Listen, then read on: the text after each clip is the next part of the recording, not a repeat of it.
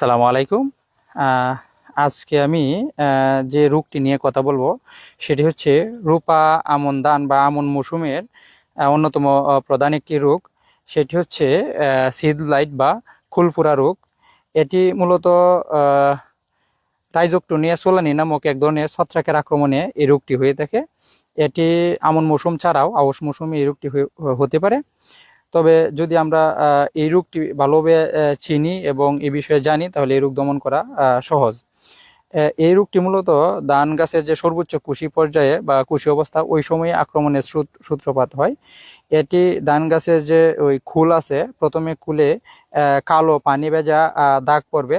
দাগগুলো আস্তে আস্তে বড় হবে এবং এটার কেন্দ্র ধূসর এবং চারপাশে একটা বাদামি বর্ণের আবরণ দ্বারা আবৃত থাকবে এবং অনেকগুলো দাগ একসাথে মিশে একটা আকৃতি বা শেপ ধারণ